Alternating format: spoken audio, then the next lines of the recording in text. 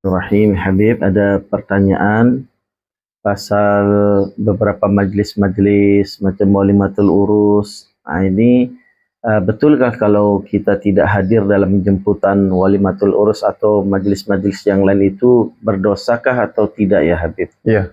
Assalamualaikum warahmatullahi wabarakatuh. Ya Sayyidi ya Rasulullah, ya Sayyidi ya Rasulullah, ya Sayyidi ya Habibullah. Assalamualaikum ya Sayyidi ya Rasulullah. Masya Allah, Allahumma salli ala Sayyidina Muhammad wa ala Sayyidina Muhammad. Ya, tersebut dalam hadis Rasulullah ada mengenai Walimatul Urus ini, macam ya orang mengundang kita, sama ada keluarga kita ataupun jiran kita, teman-teman kita yang nak ya mengadakan Walimatul Urus anak mereka. Jadi kalau kita dijemput, diundang, wajib kita datang. Itu hadis Nabi ada, ya, wajib. Tapi apa sebab-sebab kalau dia tidak mau datang? Jadi ada orang bertanya macam-macam lah ya Habib, kerana dalam majlis itu ada ini. Ada orang dia macam tak senang. Begini sajalah ya. Kita nak ikut ini sekarang, adat-adat, budaya-budaya ya, masing-masing lah. Di mana? Singapura, Malaysia, di Indonesia umpamanya lah. Masing-masing sekarang ada adat masing-masing kan, budaya masing-masing ya. Jadi kita macam mana nak tunjukkan kita yang nak jalankan, kita pula nak ikut Rasulullah sallallahu alaihi wasallam. Majlis macam mana Rasulullah buat. Memanglah jauh beza, tak ada sama sekali. Bukan zaman Rasulullah lagi, zaman sahabat pun tak ada. Ya, zaman diorang ni semua memang special lah semua. Tapi zaman sekarang ini kan, kita nak tengokkan masing-masing, Masya Allah lah, yang mampu, yang ini, yang ini. Jadi kita pandang pada adat dan budaya saja. Ya. Kita jangan engkar lah yang bukan-bukan ya, kita bilang ini majlis kahwin ni hari ini haram, semua haram. Tengoklah orang-orang yang hadir membeza-bezakan ini, membeza-bezakan ini, dan orang-orang yang datang ini dengan pakaian-pakaian yang luar biasa. Kita nak kritik sana, kritik sini tak boleh lah ya. Dia nak pakai pakaian itu dia suka. Sama ada pengantin nak pakai ini, nak jangan telanjang sajalah, itu tak boleh. Itu tak boleh menunjukkan macam bangsa-bangsa lain tu dia orang bangga-bangga dengan diorang punya kecantikan ya. Mesti tunjukkan diorang punya ini, diorang punya muscle, diorang punya apa semualah, walhasil segala-galanya. Tapi kita orang Islam ya, kita diberi panduan oleh Rasulullah ni cukup, dari segi aurat cukup. Jadi dalam majlis-majlis perkahwinan ini memanglah ya, kalau kita nak tutup mata lagi bagus. Tapi kalau kita tak pergi berdosa, dan kita buat alasan lah, kita pergi macam lambat sikit ke apa ke begitulah. Jadi mesti ada cara-caranya lah. Jadi janganlah kita nak pergi sana nak mengkritik tu, kita duduk berbual cerita-cerita yang bukan-bukan, semua dapat dosa. Dia bilang pasal apa kami tidak mau hadir, pasal apa satu bacaan Quran pun tak ada dalam majlis perkahwinan itu. Satu pun tak ada ni. Tapi kalau kita pun adakan majlis baca Quran, semua orang sebelum pengantin datang duduk, sebelum katakanlah semua orang duduk baca Quran tu, kalau semua orang dengar tak apa, kalau semua orang berbual macam mana? Kalau orang sibuk dengan handphone macam mana? Orang baca Quran, okey, baca Quran. Kesian yang pembaca Quran ni 3 orang, 4 orang ke apa, 1 jam.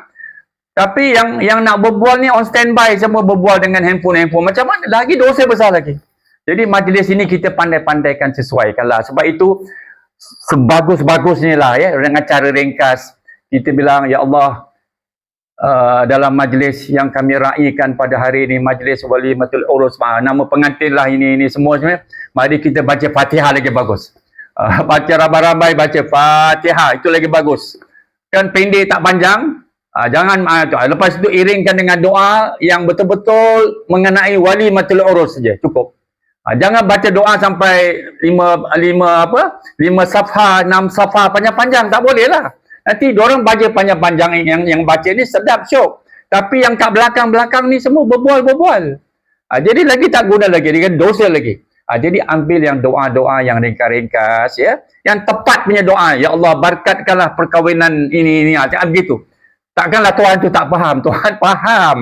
Apa yang kita nak doakan ini, bahasa English ke, dalam Inggeris ke, bahasa Cina ke, bahasa India ke, bahasa Melayu ke, bahasa Arab, Allah Ta'ala faham segala bahasa.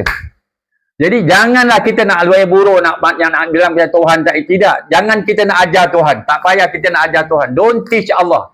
Allah knows everything in your heart. Yang kita nak minta doa ni, Allah Ta'ala tahu. Jangan kau nak act sama akulah, kata Tuhan. Kau nak minta betul-betul. Ya, minta betul-betul dengan bacaan yang betul. Ya, bacaan yang betul. Kita yakin. Kita minta, walaupun doa kita dalam 5 baris saja, cukup.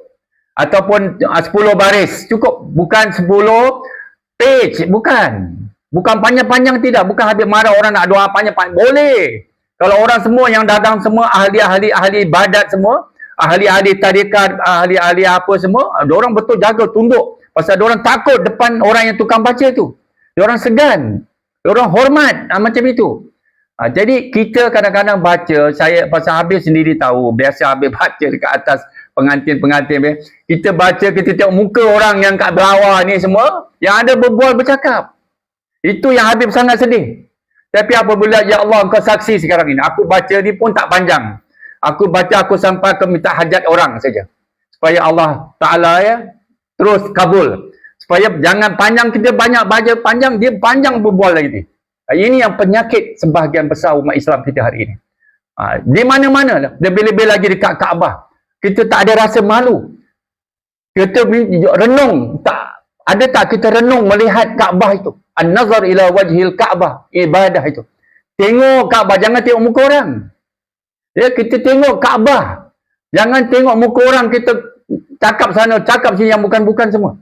Jadi kita minta betul-betul dengan Allah Ta'ala, kita menghadap Kaabah itu. Semanjak kita berdiri betul-betul. InsyaAllah. Tuhan tu maha mengetahui. Dah tentu ini nombor 1 punya. Allah. Kaabah itu. Itu kalau. Jadi jangan kita sibuk. Cerita. Orang yang nak tumbuh orang dekat Kaabah, nak jadi saksi, nak tunjuk dia hero, dia apa, itu dia pasal. Dia tahu nanti.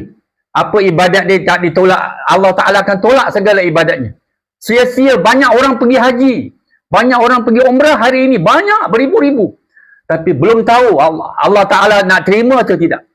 Itu niat kita. Kalau niat kita betul-betul nak ibadat, tidak ada niat yang lain yang bukan-bukan, insya-Allah ibadah yang kita buat tu umrah, walaupun 1 kali, walaupun 2 kali, insya-Allah Tuhan akan terima.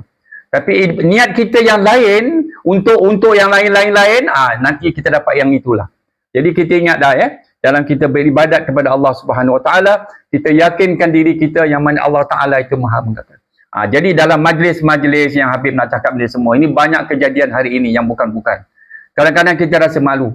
Ya, sibuknya luar biasa. Tetapi akhirnya kita dapat dosa dengan Allah Subhanahu Wa Taala. Sekian saja, wassalamualaikum warahmatullahi wabarakatuh.